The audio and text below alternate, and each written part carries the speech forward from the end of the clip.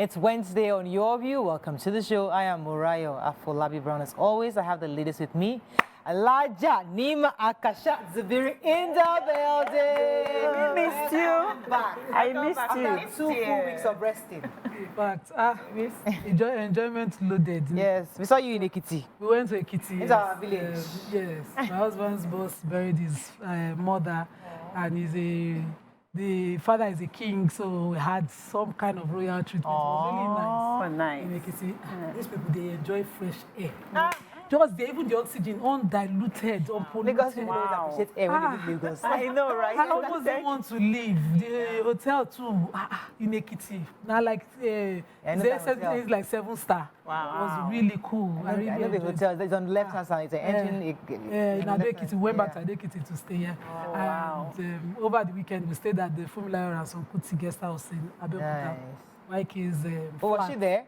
Yeah, no, Wike wasn't there. But you can rent the place for weekends, like what they call it, Airbnb. Oh, wow. So my kids and myself and my husband later joined us. We went all around Abeokuta. Oh, so you look rested. Enjoyment. Yes. I attended the burial of engineer Damola Kuti's father in Ijebu-Mushin. That one too was, but I had the sad news, the very sad news of the passing of Alaji.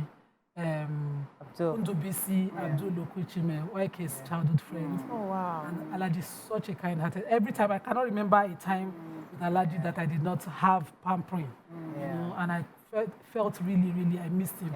If I had not gotten to the burial before I received it, I most likely would not have gone.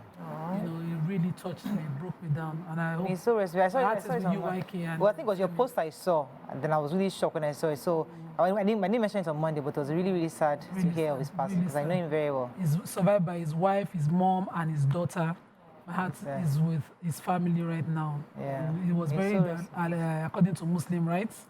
I pray that Allah grants him Jannah. Really, really touched by his passing. Yeah. Welcome back. Welcome back. Amaka, how you doing? Enjoyment. A lot of pink and black. Thank you so much, my darling. I'm trying to, I wore pink today to cheer myself up. I've been a bit under the weather, so I'm kind of struggling. You don't look it, though. You don't look Thank you. So I'm sure even this morning I threw up like bile, like as if you have malaria. So maybe I might need to go to the hospital. You have to go to the hospital. Yeah, I have to, yeah.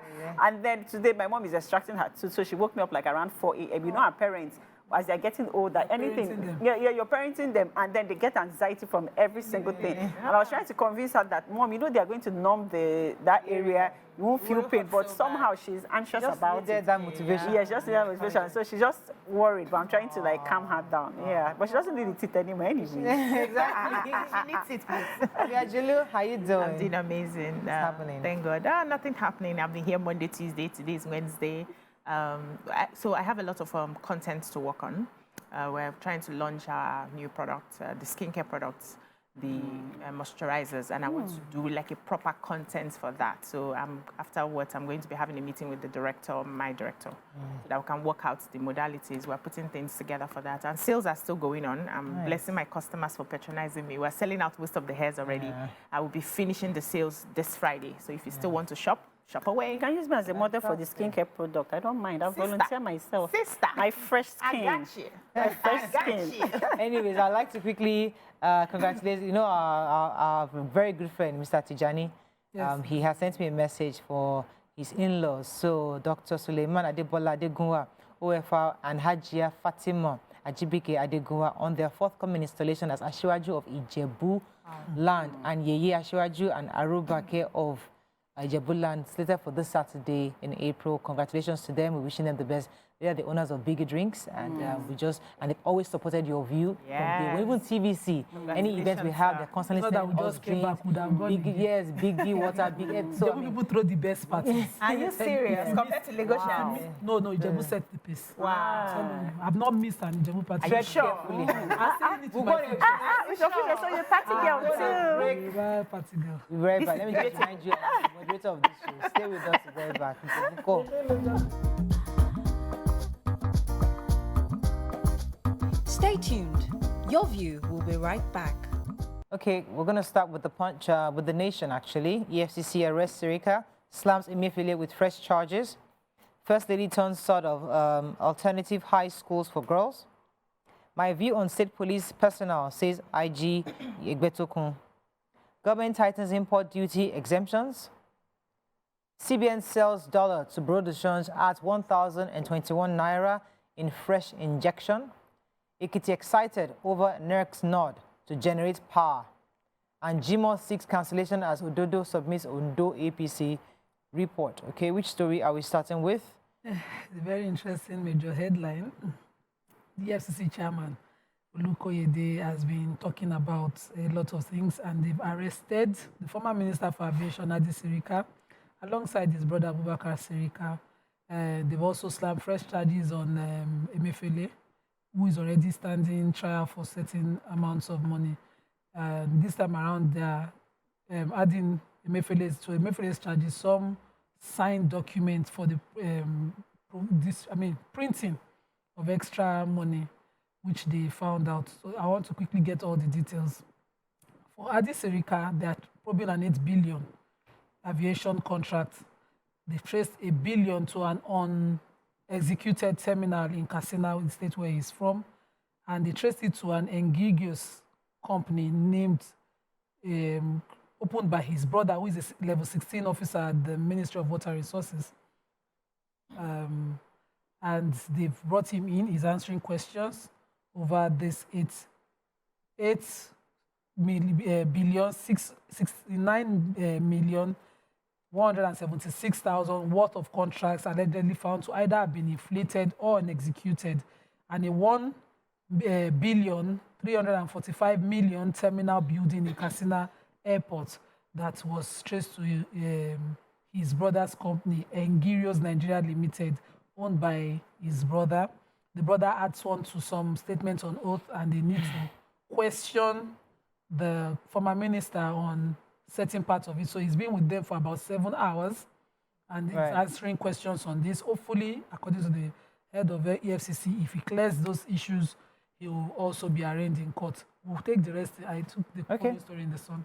All right. So, Osun State Governor Ademola Adeleke yesterday expressed gratitude to the First Lady, Senator Oluremi Tinubu, who, according to him, saved him from media blackmail when they were together back in the National Assembly.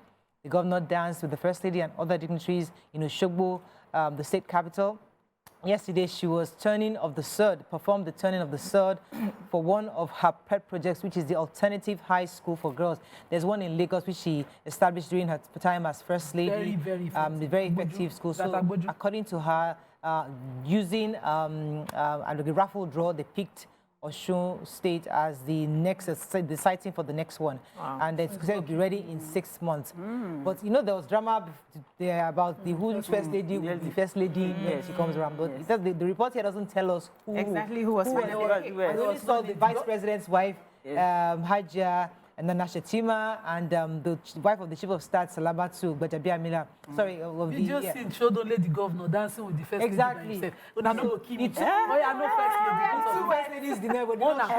And all the 11 governors' First Ladies were there. Oh, wow.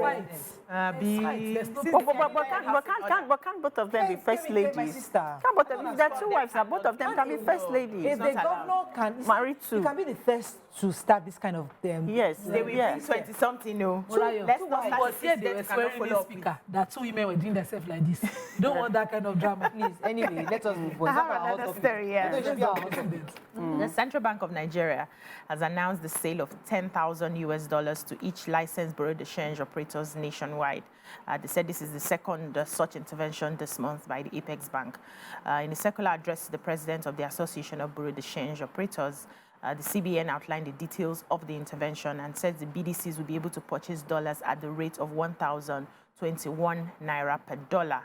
Then they authorized to sell the forex to eligible end users at a maximum spread of 1.5% above purchase price, translating to a maximum selling price of 1,336 naira 15 kobo per dollar. Now, on the 8th of April 2024, the CBN had sold $10,000 as well to each of the 1,588 participating BDCs at a fixed rate of 1,101 per dollar. And, they capped it again at a 1.5% above the purchase price from CBN, which now limited the potential profits the BDCs could have made on each transaction. And they said they have also instructed all the eligible BDCs to commence immediate payment of the Naira equivalent to the designated CBN Naira deposit account before this money will be given to them. And this is one of the ways that the CBN is trying to regulate forex, regulate the sale of the dollars. They are also saying that they hope that the 10,000 US dollars will be enough for customers who actually need it, enough for the needs of, and at the end of the day, we'll find how we can balance out our Naira so that they are not making so much out of innocent Nigerians. Okay, so let's talk about power. This is interesting for Nigerians. It gives hope to us, and especially the people of Ekiti State. There was excitement in the Okebareke Ekiti State Government House in Ado-Ekiti yesterday following the nod given to the state's Electricity Regulatory Board by the Nigerian Electricity Regulatory Commission to oversight local electricity markets. This is good news. Top government officials were seen, especially in the office of the governor, openly discussing the development. They said it is a welcome development because they can determine electricity tariff. Thereby, they can also be sure of regular power supply. And we can be sure that our local companies and artisans produce optimally.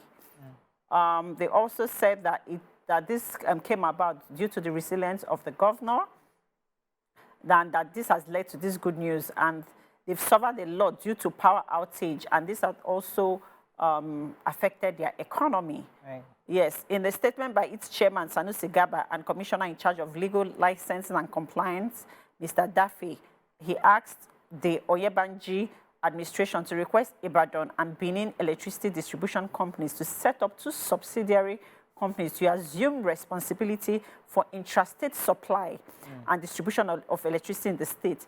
He also said that the incorporation of these firms, which will be known as the IBDC Subco and BEDC Subco, it must be completed within 60 days from the 22nd of April 2024. So I'm happy for the people of Ekiti State. That's good. That very soon you'll be enjoying light, and the tariff will be set by the state, by these companies, and I hope they begin to do the same thing for other states. Moving on quickly now to the Punch. EFCC may prosecute 300 forex racketeers. Bullying Abuja school shot victim may sue. Lautech students seek justice after cop allegedly kills copper. Yoruba Nation, Afenifere slams Akintoye and Igboho. 50,000 schools listed for federal government safe school scheme. Air Nigeria Sirika goes on trial for 8 billion naira fraud. $500 million funds. Local Biri ex-local content bus clash. CBN releases more dollars as Naira weakens to 1,300 Naira. And Dangote drops diesel to 990 Naira, 940 Naira stations and sell 1,400 Naira. All right. Which story are you taking in Nation, in Punch? 50,000 schools listed for safe schools. So the commander of the National Safe Schools Response Coordination Center, Ahmed Aboduri, says that the center aims to register 50,000 schools for the Safe Schools Initiative. Only 2,814 primary and secondary schools have registered via the Safe Schools Initiative's electronic platform, which is the www.nssrcc.gov.ng. And so they are now forced to send, deploy desk officers to 50,000 schools to conduct physical registration in those schools. He says that, because of the federal government had said 14 states, schools in 14 states and the FCT were at risk of attacks by bandits and insurgents. So they listed these 14 states to be Adamawa, Bauchi, Borno, Benue, Yobe, Katsina, FCT, Kebbi, Sokoto, Plateau, Zamfara, and 3 others. He said this is why they must have that registration fully done. And since those other schools, aside the 2,814, cannot do it, they will take the registration to them and get all of them. The National Safe Schools Response Coordination is an arm of the NSCDC, established to address the abduction of schools children in the country. I hope that with this, we'll still have, a proper report and STEM. Let me go on a short break. When we come back, we'll continue with our review. Stay with us. We'll be right back.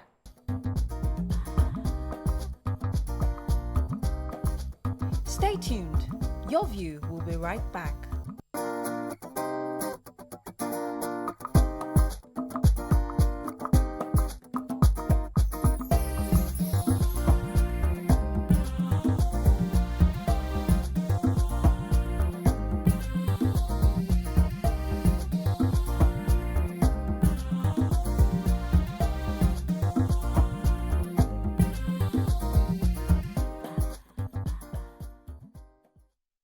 Thanks for staying with us. We're still reviewing Punch in the story. So we took the story yesterday about the lead British International School, Abuja, where a young girl was being abused and molested by other students. And it's been on the news, it's been going viral. And now they are saying that the school has been shut down for 3 days. The shutdown order was issued on Tuesday by the Minister of Women Affairs, Uju Kennedy Ohanenye, and the Public Relations Officer of the FCT Education Secretariat, Kabiru Musa, confirmed that the school had been shut down by the minister.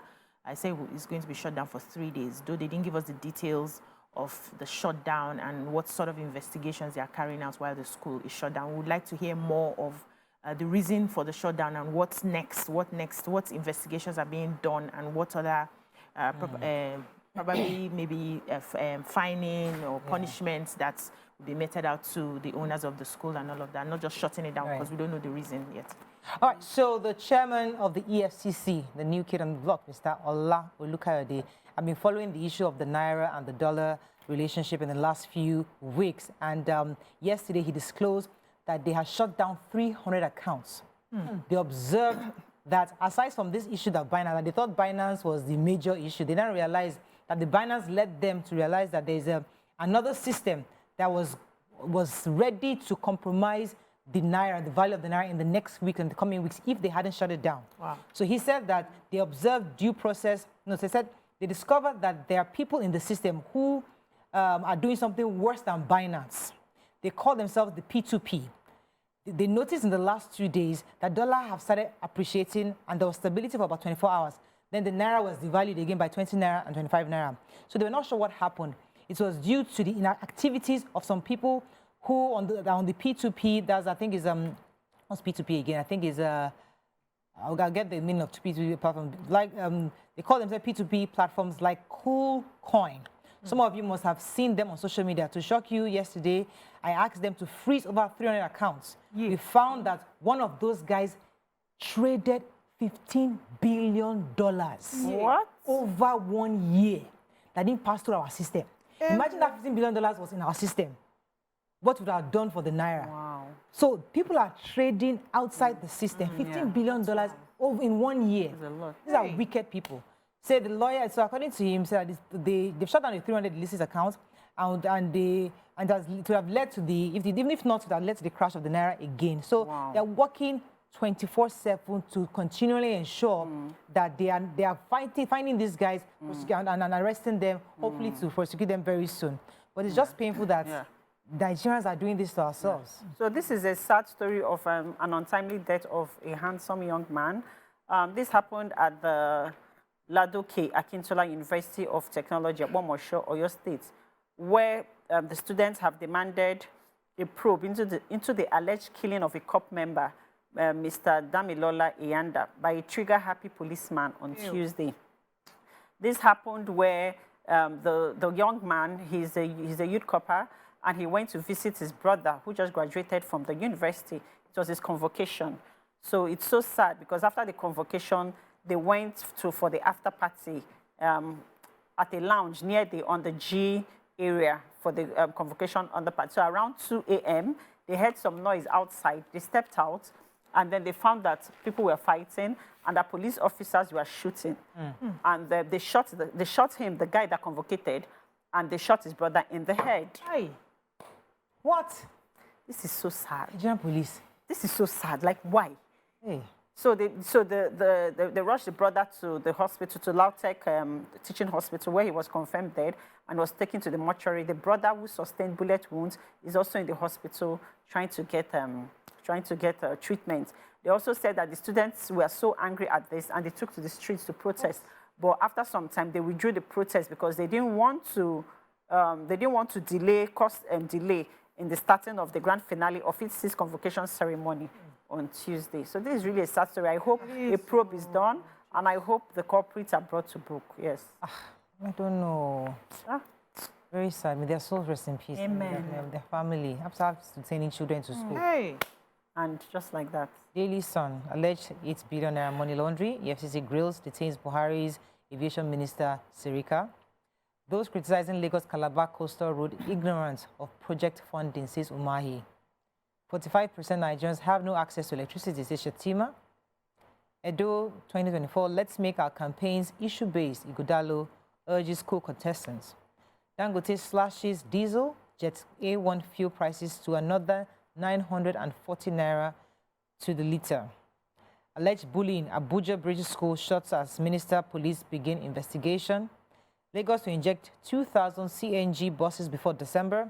An ex-Kogi governor calls EFCC illegal as court orders commission to serve charges against him on his lawyer. Okay. Yeah. Okay, so drama have twisted. Yaya Bello. Yaya Bello, former governor Yaya Bello of Kogi State, has taken the issue of the EFCC's legitimacy to court. He says that the EFCC did not conform with the National Assembly of Federal Principle Rule. He said they did not consult the 36 states of the Federation before enacting the EFCC Act through the National Assembly.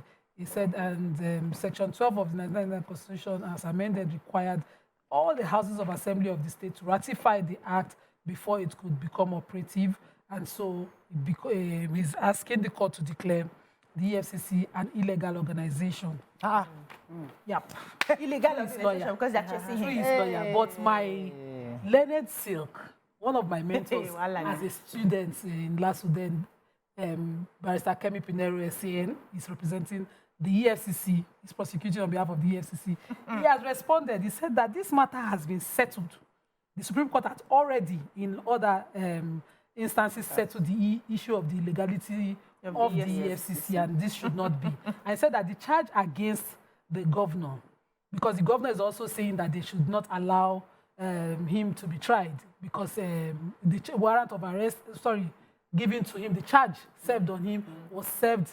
They had just gotten an order of substituted service, and that had not been issued when they declared him wanted. Okay. And so he's afraid that if he comes out for any answering, he will be arrested. He says he's just playing games, that, you know, that this charge is before the court is not against the state or the House of Assembly or anybody. It's against an individual who has taken public funds to buy houses in Lagos, Maitama, and transferred funds to his account abroad.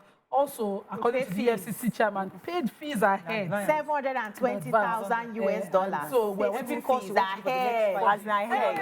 As an enjoyment, money has finished. He says that they're just deflecting. He is insisting that the court should not, welcome any of the applications by the governors.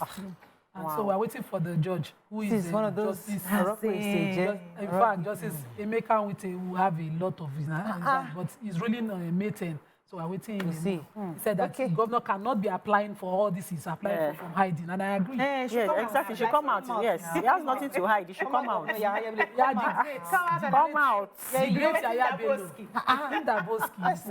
The lie of confidence. So people, when I hear that all this morning, when I'm hearing all this morning, when I hear palpitation.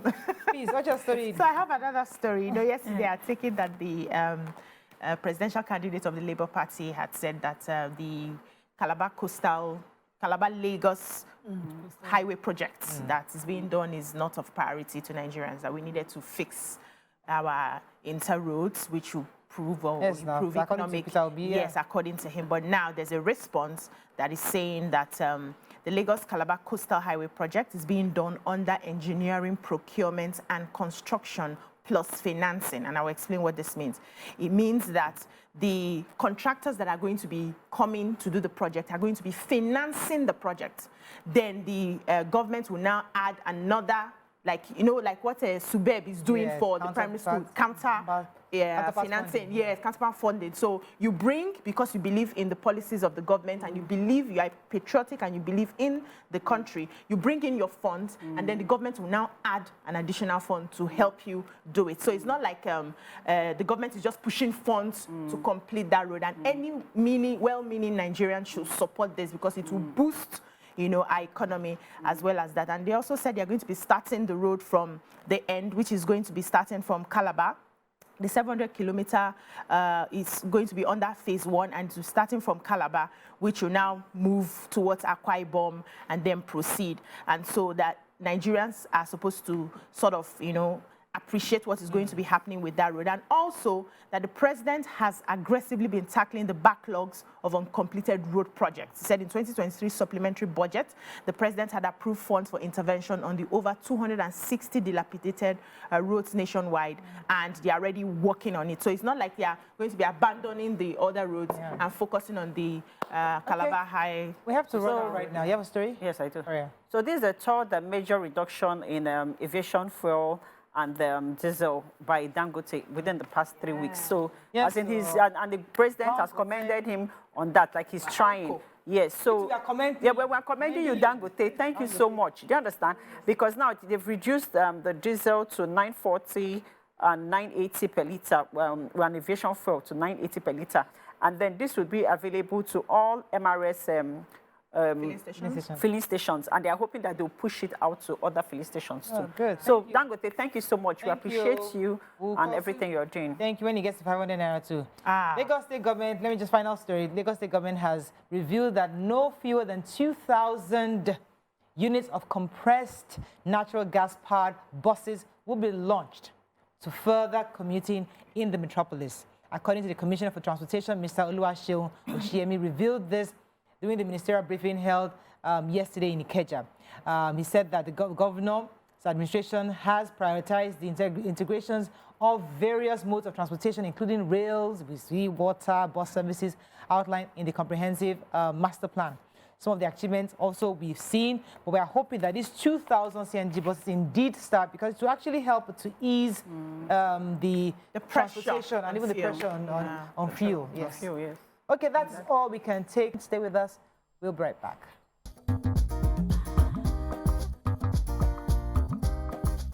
Stay tuned. Your View will be right back.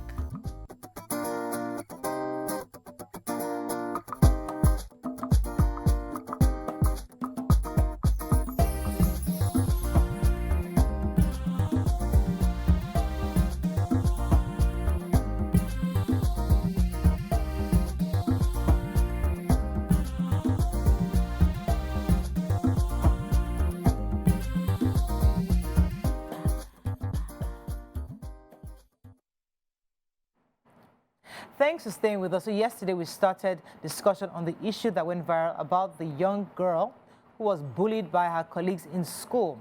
There has been several actions taken from yesterday till now, and one of it is that the school was shut down for 3 days by the Minister of Women Affairs, Dr. Uju Kennedy Ohaneyem, who visited the school almost immediately after the incident was made public. Now, we'd like to get your thoughts on this and what happened afterwards. But since the ladies of Your View here went here when we discussed, I'd also like to hear your views on the initial video of that bullying that happened. You can also join the conversation 0801 764 1679 090 241 63440. You can also tweet to us at TVC. Can I please hashtag Your View TVC so we can read your tweet. Before we go to the shutting down of the school, when you saw the video, the initial video of those slaps, the bullying, I'd like to hear your own thoughts. I know Nima wasn't here, you weren't here, none of you were here yesterday. Let me start with Nima. What came to mind when you saw that video? Too many emotions. Even just reliving it, well, too many emotions from why are you not even fighting back to, oh, there's a possible gang up. Somebody was making a video, there was a boy sitting down. So possibly there was some other thing the girl feared. Maybe this gang of people have enabled themselves, because some people enabled the perpetrator to the point she could do that. You know, they sort of led her to go and do it. Don't worry, we'll get your back, we'll deal with you, kind of thing. And there's a possible bigger danger. So we've seen people accuse students in boarding school of poisoning. They've seen other kind of, fights. And I totally, completely, with all my body, blame that school. Because when you manage children, you must be on top of your game. If you cannot be on top, please don't be. How can that happen for that length of hour? No one teacher, Chris Waka, reached the point. I said it. Till the video was, for the entire length of that video, not one teacher passed. Sick. Say, why are not quiet for that place? What's happening there? Nobody. So for me, a lot of things that, welled up in me from watching that video. I remember quickly, because I dropped off my daughter as the video was, and I was quickly... You know that every parent yesterday had that conversation. When I go home, I was asking my daughter, so, he been bullied? He said, Mommy, our teachers, everything, that's all they discussed in school today. Please, I don't want to hear it again. Teachers, the principal, everybody had meetings. And the other kids who came home, same thing in our school, bullying. Mommy, we are not being bullied, please. Everybody had that conversation. This incident happened in my daughter's school last term. The most senior prefect is her mentor. So they give you, as you're in just when you have a mentor, scholar, and all of that. So she has a mentor, and she and her mentor fell out. Mentor says she was correcting her, and she was flaring up. She wasn't, and then she slapped her. Bang down. If you hear the audio that I sent, I told them, I said, can give this lover. I'm not afraid of anybody. And I pick fight at the fight. If you hear the audio I sent, you won't think I was talking to a child. I threatened everything. Everybody. Everybody.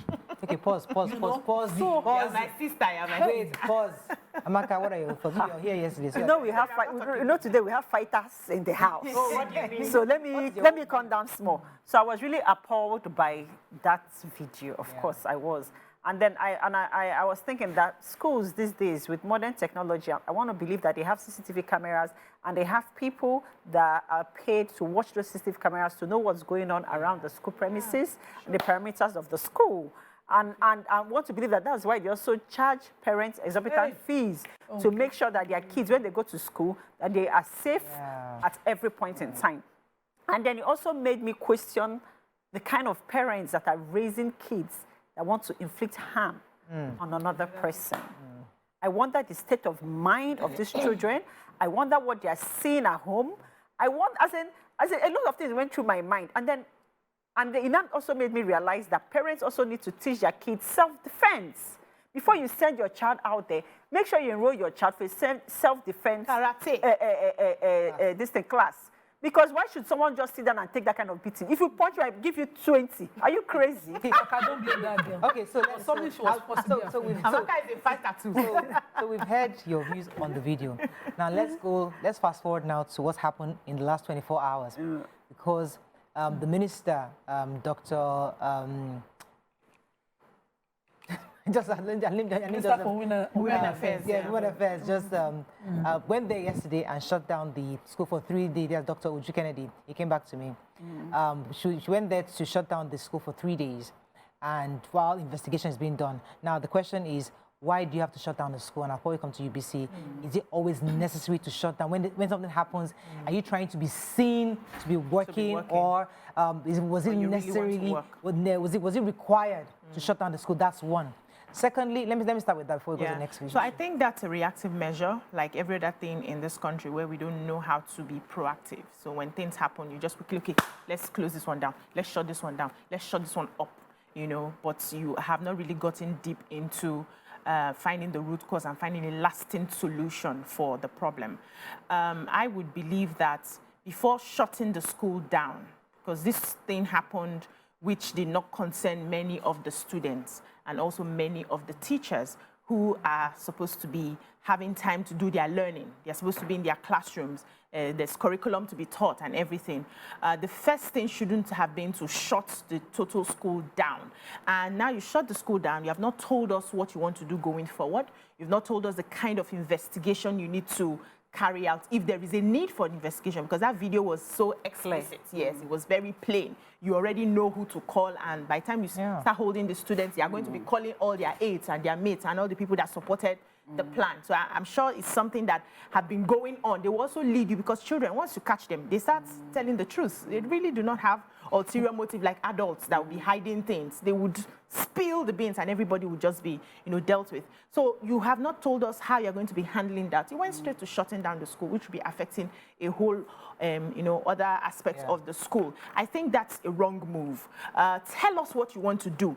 Tell us if you need to do an investigation. Tell us the kind of investigation you're going to be doing. Tell us the kind of therapy these children are going to be put into. What support are you giving as a government? What are you holding the school accountable for? The teachers who are supposed to be, do they even have enough teachers? So this is a lot of investigation that will be done. Do they have enough supervisors that would go around the school, to monitor, like you said, and I said that same thing yesterday, that there's no way a school as big as that, and I'm sure their school fees is enormous, to not have teachers or housemasters who we parade from time to time just to make sure that things are all right. So tell us the number of teachers you have. Are you lacking teachers? Are you lacking supervisors? Do you have a guidance counseling person who sees all of this? The individual teachers of the children, have they noticed this sort of behavior even in the classroom? Because kids do not know how to mask that much. And again, if you So look give at us all those details. I wanted to respond to what possibly could be happening in the 3 days shutdown that the school is going through. Just as I felt that, the school is most culpable. The minister might think this school is most culpable and want to investigate the systems with the school as used to, deal with issues like this. Like Amaka mentioned, do they really have a working CCTV system? Maybe they are projecting to parents that we are lead British, we have everything. And they don't really have one. Maybe the minister wants to see if they have that system, what are the working conditions of the teachers. Because most of these kind of schools, they empower teachers. Teachers no longer work in parenting's position in these schools. We saw the QC one where a parent led a child to the school to go and beat up teacher. Yeah. So we've disempowered the teachers so much. 3 things we feared growing up: our parents, our teachers, our maybe religious leaders. Because we would have went to Ilekio. I used to be silly out of us, and we had that system where those people were empowered. I used to fear my aunties when they say, "I'll tell your mommy," say, "Mommy," because if my auntie was lying, nobody will ask my side of the story. So we had those systems put in place to check children. And if the school run a system where they claim they are British, and now they are bringing British inside, teacher cannot talk. And then maybe they have some selected parents. We see situations where there are students that are, royalties in school because their parents are the highest donors.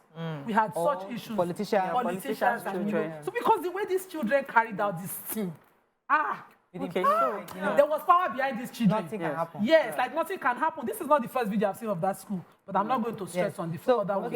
On this one, the kids who made the video, the kids who sat around Yes, it. they are all witnesses. Nobody's talking about them. Among those children to Nobody's say no. talking about it. Nobody stood up among the children to say it's enough. Nobody felt the need. All of them felt if we Accessory don't to the also crime. to this person, we will all fall out of So this. that's why reports have come out from the school, from the kids, that this is not the first time. It's always happened. And in fact, even Videos are after coming out. yesterday, there was more videos coming out saying that, listen, this is a normal thing that happens. So maybe they're used to this. But let's go to shop. When we come back, we continue the conversation. Stay with us. We'll be right back.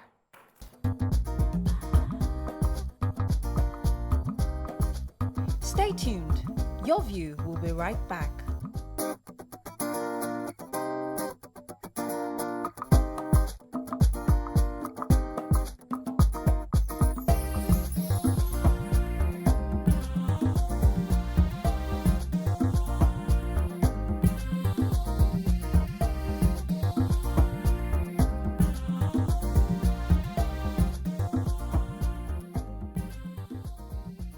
Thanks for staying with us. We're still discussing the bullying that happened in Lead British International School in Abuja.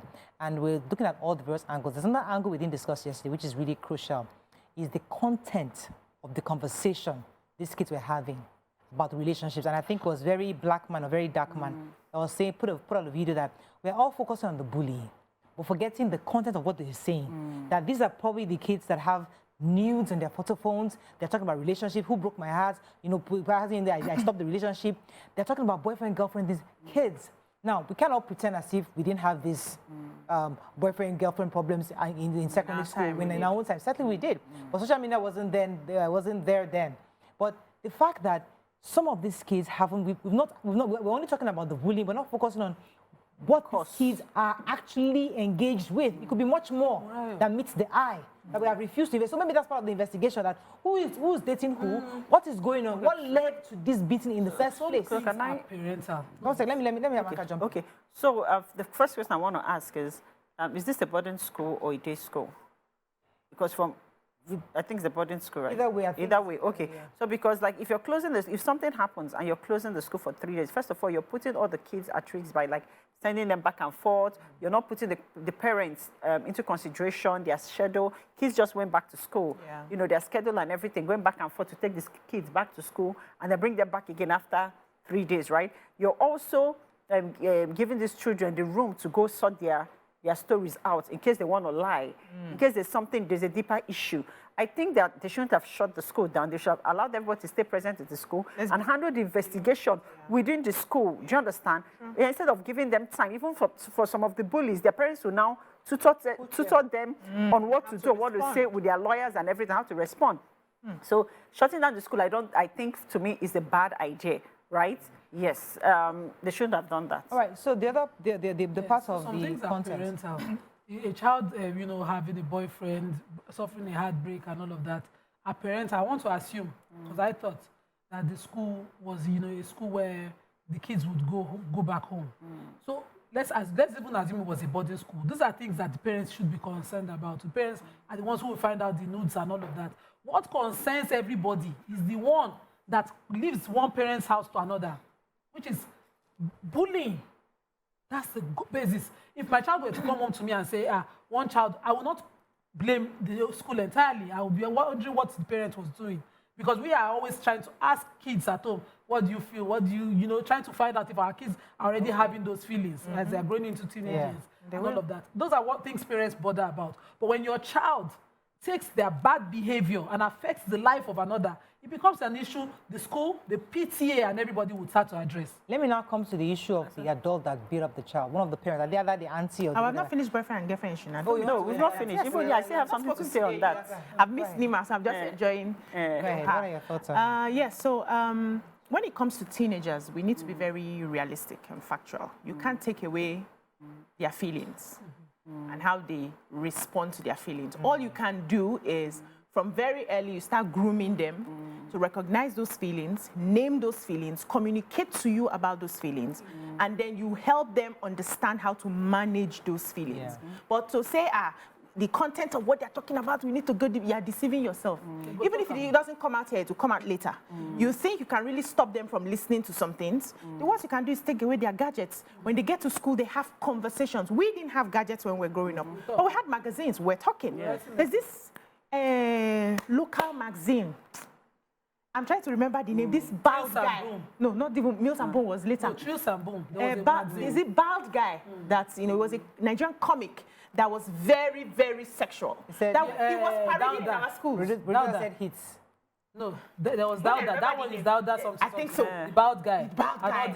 You even read it. I didn't read it. My parents were to catch it. So you cannot stop young people who are still understanding their body. Your only job is to help them manage it, because it will come. We cannot close our eyes to it.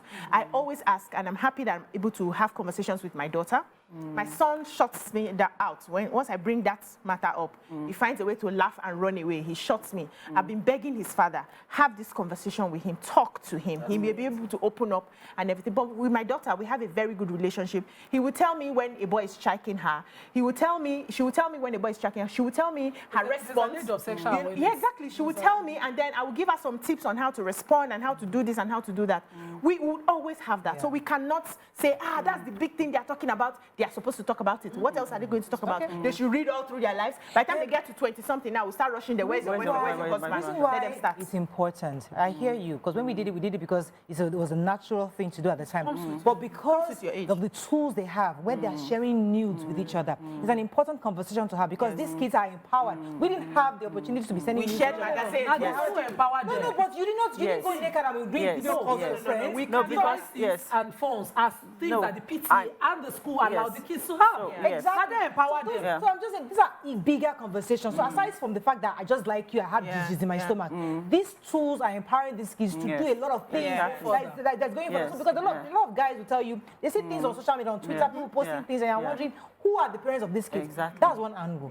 The other angle is the adults who confronted, the all parents showed up, I think it was Monday or Tuesday, showed up at the school, and one of them slapped the girl. And people are now saying, like, why would you slap the child? The auntie of the, is it her auntie? No, her auntie. Her own auntie. Yes. She was the one confronting the perpetrator, confronting her. And in that, you can see further provocation of the act itself. So, having seen the video, even me, I can only imagine what kind of emotions would come if I were to see the perpetrator. So I just mentioned now that the kind of threats audios I sent to my daughter's school, the entire school, I remember saying to the mistress, please put your phone on record. If you cannot, I will send you a WhatsApp audio. I wanted it to go viral. I don't lose control. So Okay. this auntie, having watched her niece being abused, saw the perpetrator, and the confrontation happened. The moment she days down, the girl is done. I'm just saying. Nima, is I'm it right? saying- Does it make it right? Morayo, Yeah, an adult slapping a child. Does it make it right? are we pretentious here? We're not being pretentious. Okay, let me We're explain. being adults. See, I'm agreeing with you. Personally, the ideal is no adult should touch a child. Yes. The rules should apply across but we board. in communal upbringing, adults they touch children, they correct people anywhere. You correct her. Okay, but Let me tell you the thing. We are only addressing it because it was from the victim's auntie. Yeah. Imagine that the parents of the child beat and reach school. We go greet them, thank That you. is the parents now. let me Beating and beating. Let me See, come in. Let the school itself don't have a beating policy. Okay, wait, let me- That's let me- why this let me is because, you know, let we're allowing the me victim come in here. go So I'm going to victim. come in here. I'm going to talk about when I'm going to answer her in two parts. First of all, when you talked about sexual conversations having to do their personal, having to do with parenting, right? From each person's household. Yes. I beg to differ because there's something called peer pressure. Okay, I might not want to do something. And then I go to school, and I wasn't brought up in that way. And I go to school, and I have friends, because whether I like it or not, your friends or your circle of friends have a level of influence over you, especially as young people. And then I might see them doing that thing, and I go put eye for that thing, what did they do? And I want to see, I want to do, I want to try, okay? And then most times, for kids, the first call of response to them in terms of advice is always amongst the circle of friends. Yeah, true. So if something is going on, it's just still amongst. So you saying that it's individual when it comes to that sexual talks, everything, I beg to differ. So it has to be a response, like communal response from friends, from the circle of friends, from the school, and then the parents, right? In the situation whereby if your child has a circle of friends, you should try as a parent to know the parents of your kids, because then it helps you know what kind of character or personality that they have, and so you helps you to block the influence that is having on your child. That's the first part. Then the second part, in terms of an adult beating a child, it's different if that parent was present when that bullying was taking place. Like, you know, when something is happening and then there's a reflex action of the parents or an adult now hitting the child, like to stop that, right? Then people might not really have a certain reaction to that reflex. But when this is for me, when it's a total thing where time has passed, where the parents now came to the school. What you did for the first time that moment, so that minute. I'm coming. Yeah, but we're coming from obviously I'm a lawyer, and we're coming from we're coming from every perspective. Do you understand? Yes. So it's different that there was a reflex action in the situation when the situation happened than when an after reaction when they were coming to the school premeditated, when they were coming to the school, right? And you're shouting on the child and then you hit that child. That's whether I like it or not. She assaulted that child. Okay. I'm coming. Let me finish. We carry all no, of us. yes. Amaka, you finished No, now. I never finished. Let me learn. Do you understand? That lady, whether she likes it or not, she assaulted that child, regardless of what the child or the crime that was committed by that child. There was an assault. Okay, simple. In Nigeria, all of us assault everybody. And as far as I'm concerned, in this matter, if I listen, leave right and wrong. If we go culturally, like Nima rightly said, we were raised together. You misbehave, you are collecting before you get to your own house.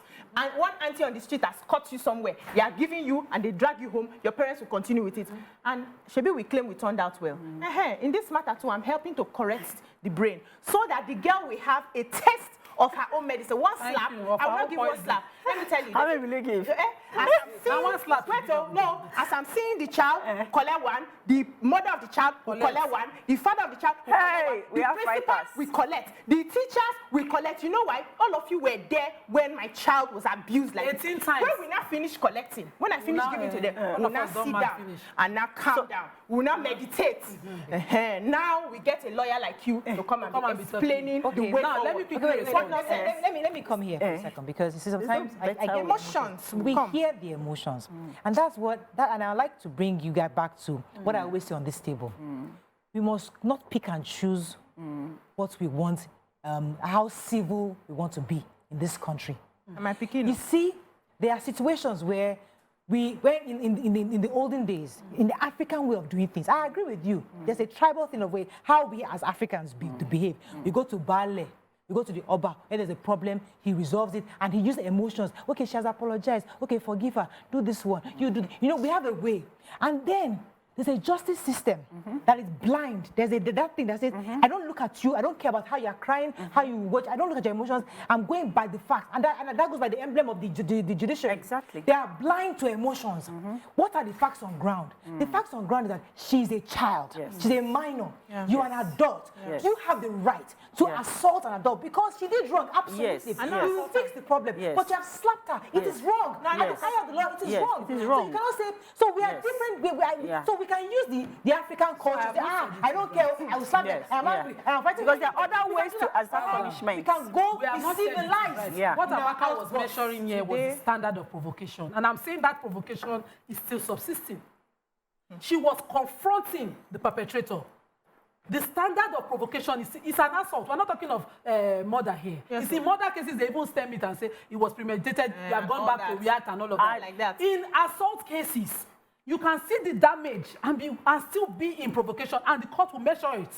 Yeah. No, that The is if standard it was of- the even if it was if it is this is one was the week, if I'm it not was the talking person that was 24 hours. assaulted. Even if it is 1 week, I'm not even talking 24 hours in provocation, in assault cases. Go and check. There are several precedents. They vary. Precedents vary. And you can be the lawyer for the perpetrator, and I will be that for the victim, and I will fly with my provocation. The auntie was confronting the perpetrator, and you see, as she spoke, her voice went, her pitch kept going up. She was hot. And she was hurt by the straight face the perpetrator kept. Very calm. Calm face that she kept. It was until the days at swine she knee down. So I'm not being, see, sometimes I want to be a mother, leave lawyer. Let me be a mother. I'm a mother here. See, my first case that I received happened in the morning in school. Yeah. She waited till she could access a phone from the hostel mistress to report to me. Do you think that provocation would have been premeditated? And they started here and they react. I'll take this. So there's no measurement. You want to respond? Adeyemo, thanks for calling, madam. Mrs. Adeyemo. Hello? Mrs. Adeyemo, you're live. Okay, go ahead. Hello? Hello? We can hear you. Please go ahead. Okay. I'm Mrs. Adeyemo calling from Benue State. Yes. Makurdi. I need volume, please. I want to contribute. Yes, go ahead. You're live. I am a mother before I will become a lawyer. There's nobody in his right sense that expects that woman to take his camp. In fact, yesterday I felt so bad because I could see the girl and hear her. I felt terrible because that woman, the mother or the father of that child, must have spent 40% the child. Maybe they can hear in the studio upstairs. I can't hear. So I thought I'm even angry with the other woman talking about being patient, being suing the other woman as a lawyer. What lawyer? Who will take it? I'm even angry because this kind of thing happens to my daughter when she was in secondary school. I know how I felt and I know my reaction. Thank God for the doctor that she followed me up very well. Please tell that woman to drop that case about being a lawyer. We are first mother before we become a lawyer. Thank you. Add something quickly before you jump in. So I don't see that as an assault. I see that as training. Teachers beat. Maybe that school they don't beat. But we don't say the teacher has assaulted the child. We say the teacher is using corrective measures. And that is what I believe the court will use. We're trying to correct. And also testing. Because if you have given out and you don't know how it feels when you receive it, you need to have a test of it. Are you trying to say, can I respond? Can I respond? So imagine that woman came and slapped me. And that child drops. That woman come, slap her mother. Thank you very much. Slap her father. Slap That child. That's my own. Don't touch the child.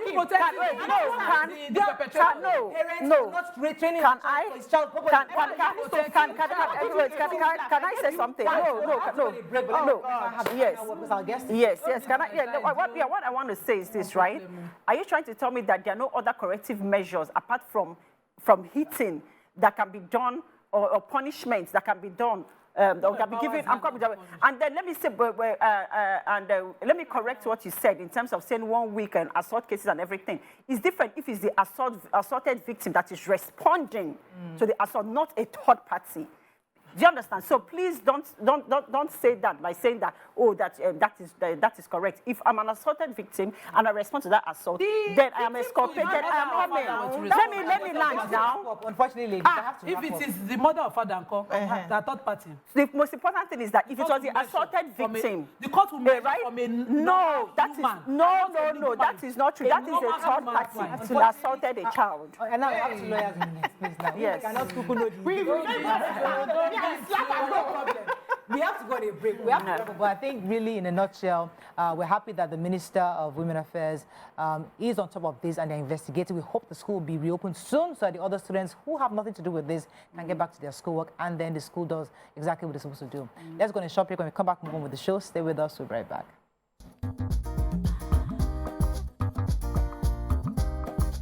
Stay tuned. Your View will be right back.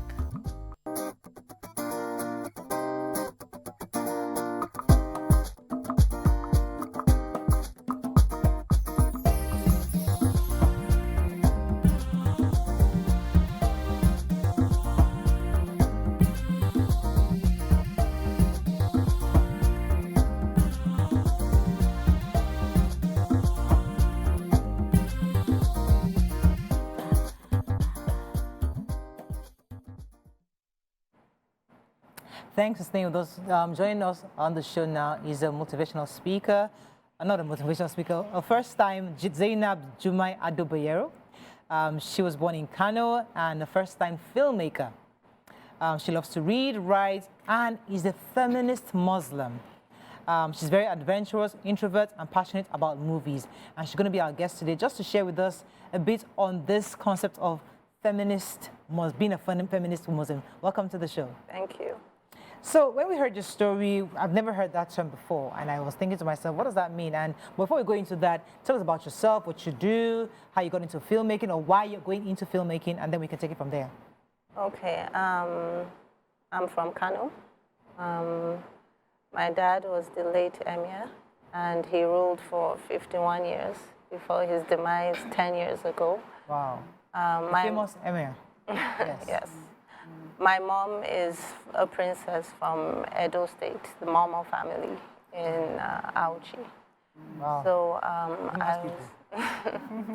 was born in Kano, raised in Kano, and I've loved movies, books, reading all my life.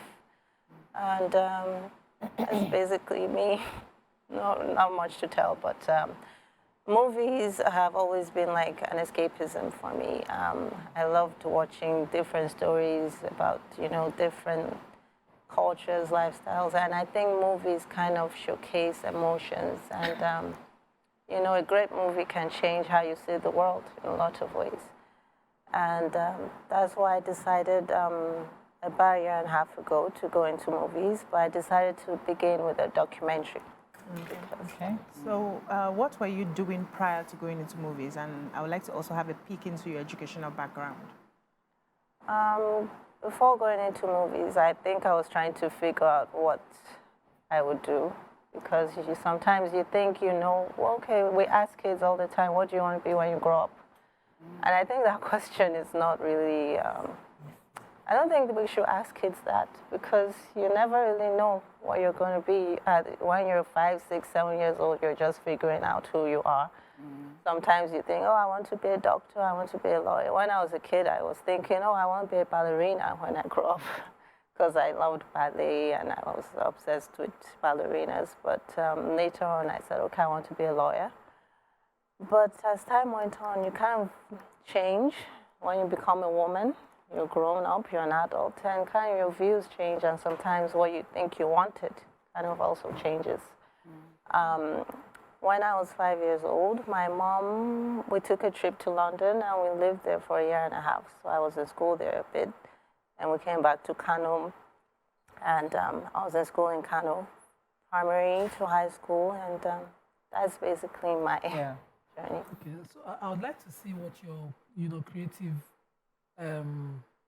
work is addressing.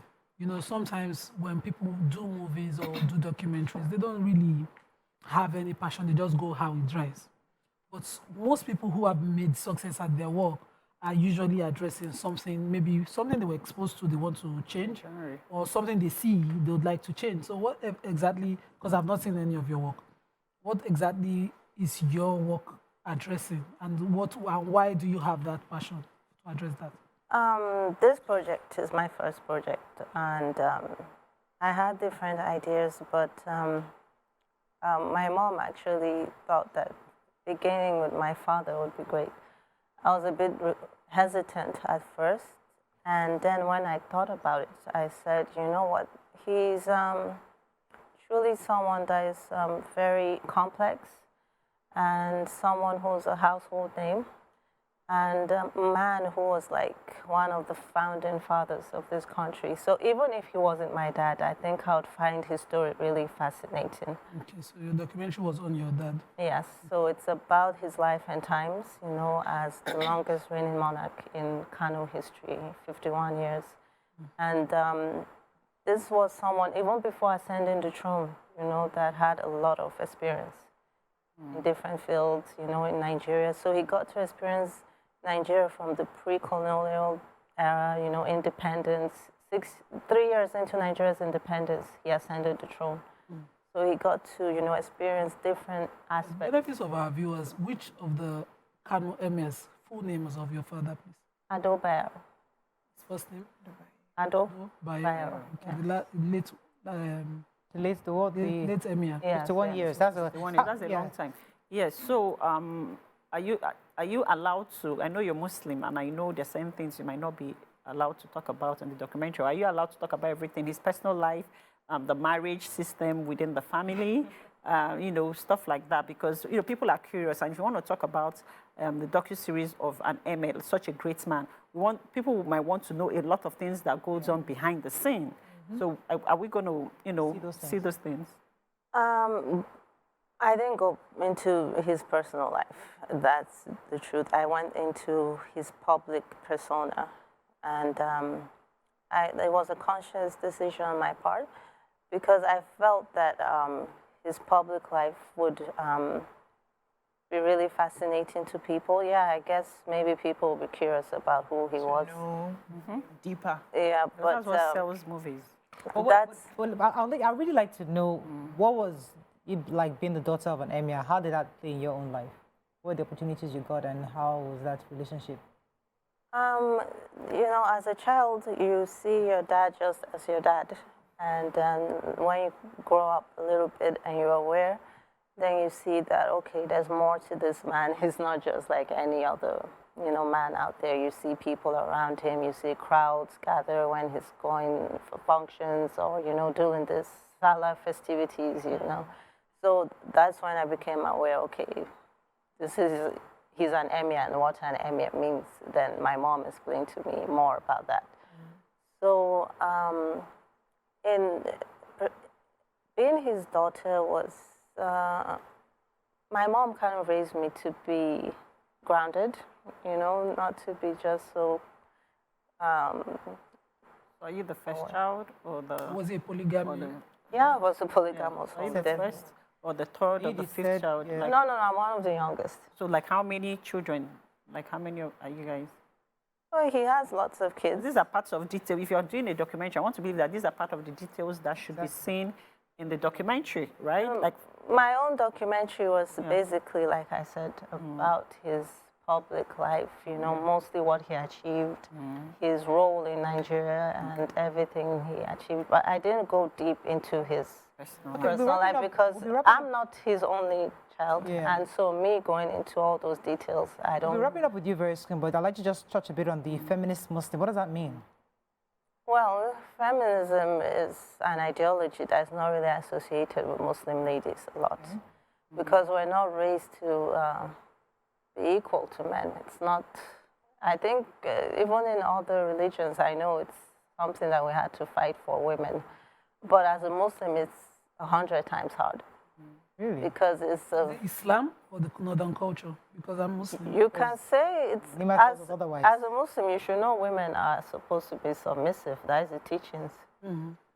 I thought. Exactly the teaching. But, so you need to read the Quran but as opposed to what you see culturally. So exactly. Muslim women I believe Islam is even a feminist religion. Comes with so many rights for women that, you know, women, if opened up, cultures would find Islam unable to manage or, you know, accommodate their cultures. So when you talk about the northern woman, you're not exactly talking about the empowered Muslim woman. Yeah. Two different things. And a Muslim woman is very empowered to own her property, to speak up, to, you know, to inherit, to, you know, to have our own identity, and a lot of other things in Islam. That should be the way, but in the north, it's not really that way. Culture is the issue. Because Muslims, you know, in different parts of the world, not just the north, let's be honest, they go through a lot of, you know, oppression. It's a patriarchal society, most Muslim societies and everywhere. If you look at Iran too, what's going on there, you know, the Muslims protesting against, you know. So that's why I said as a feminist Muslim, because it's not really what Muslim girls are associated with. All right. Thank you very much. We just wanted to, we heard about the feminist is Muslim, and that kind of popped to us, like, okay, we wanted to know what that meant. And that was one of the reasons why I wanted to bring you on the show, just to shed a bit of light on that. I know that you're a first-time filmmaker. I'm wishing you the best, because we like to support young women who are doing things, and we just thought to come and bring you on the show. So thank you very much. Movie comes out. Yes. Thank you. Let's go on a short break. When we come back, we continue with the show. Stay with us. We'll be right back.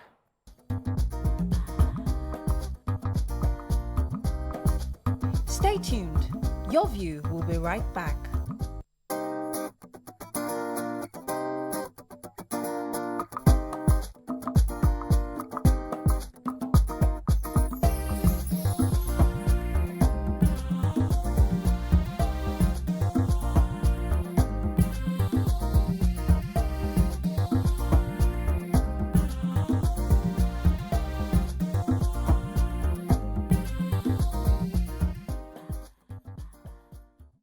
Thanks for staying with us. All right, so there was a hot topic going on online about I think it was the Minister of Education was saying that they are going to be adopting 18 years as the entry age for admission into universities and other tertiary institutions.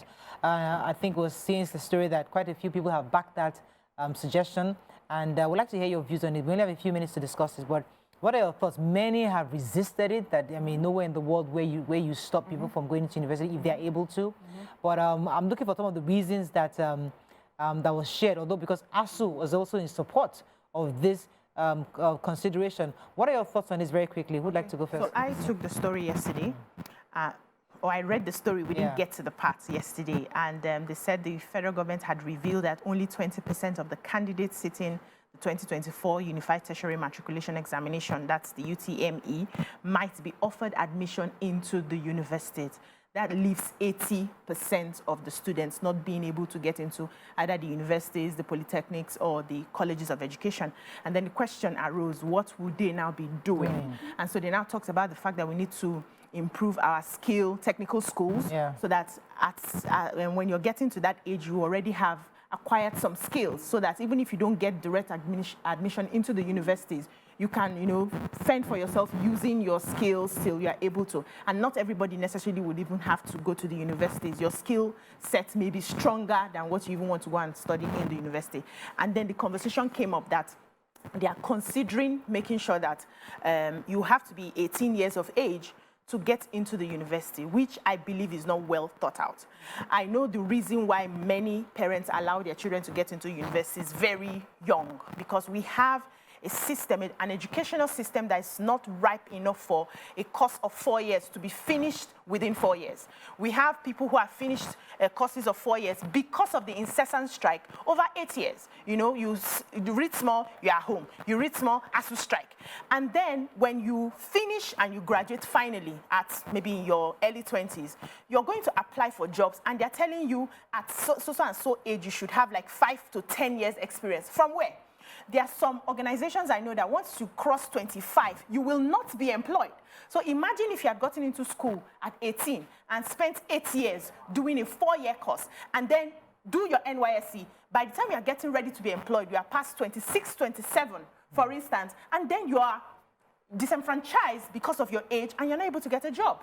So what happens to those people? So before you start insisting that, or start, contemplating making sure that students are 18 before they're admitted into universities, you must be sure that the university course will run without any obstruction. That's one. And then the employers of labor too must be in this conversation to extend the age that they employ their people before you can ask, okay, from 18. There are schools I know, because my daughter was considering going to one of the schools abroad, and I'm like, they will not take you except you're 18. Now, what do you do before you get there? Are you going to do a diploma, because you're definitely graduating before 18?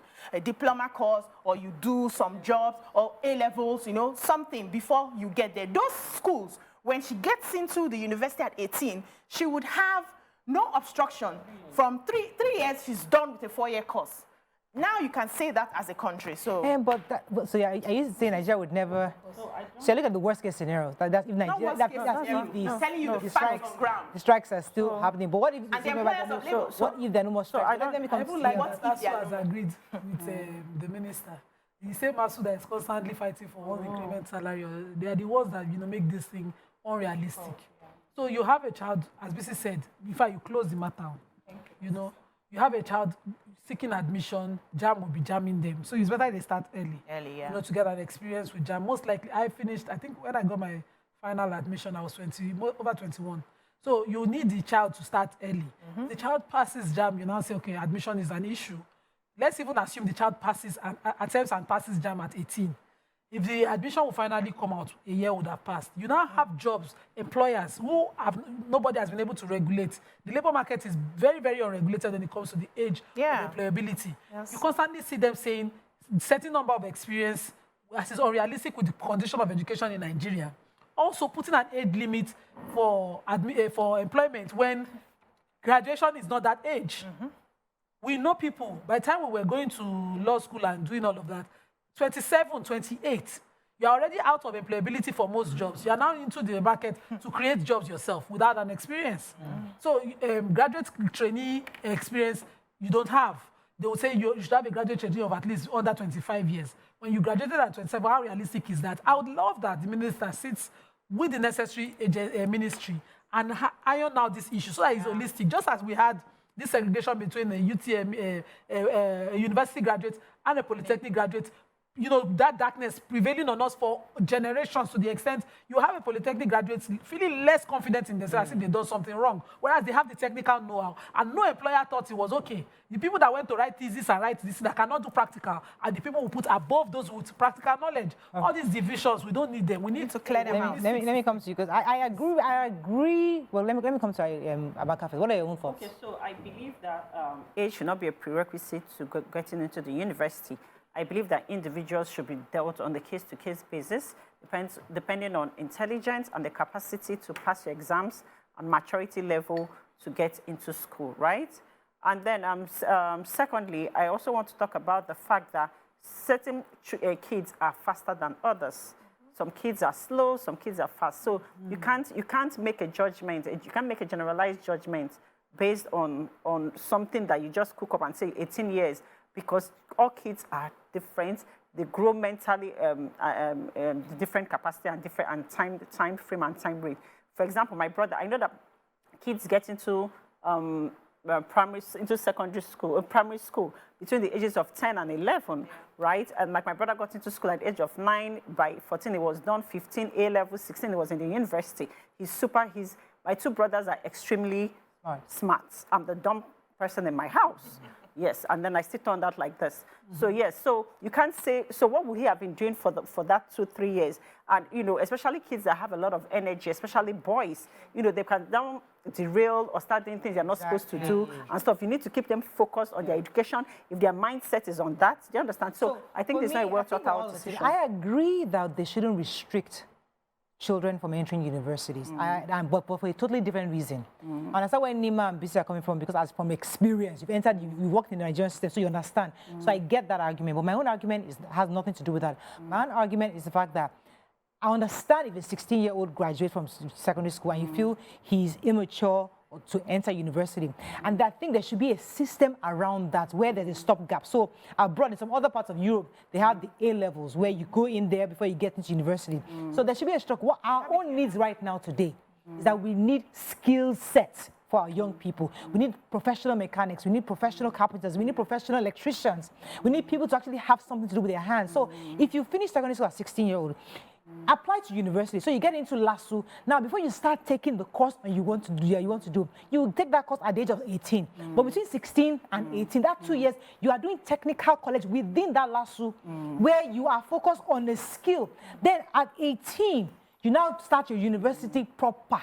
That's how I think. So it's the same thing in different ways. It's not because of the strikes, because I've never experienced strikes and the investment and employability, but I just feel like they should build a system around it where the children will not be idle and will have ideal systems. So I agree with you. This system is already working in developed countries. Exactly. Now, before we build it here, some things must be sorted. And that's where me and Nima came in. To say that, okay, when they now finally enter at the age of 18 for a 4-year course, they should finish within 4 years. Exactly. So that the employers of labor are catching them fresh for those who want to work. Now, for those who also want, and I like what you said initially about children growing differently. So even in the developed worlds where they have their standard age to get into the universities, they make exceptions for geniuses. So they would have tested you to see that you're a genius, and then you can get into school at any age because your brain can take it.